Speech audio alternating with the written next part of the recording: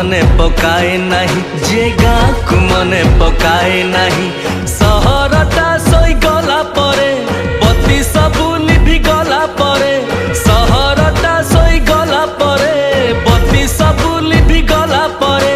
झरका बाटे ठंडा पवन आसे झरका बाटे ठंडा पवन आसे गा खबर नहीं गा खबर नहीं गा खबर नहीं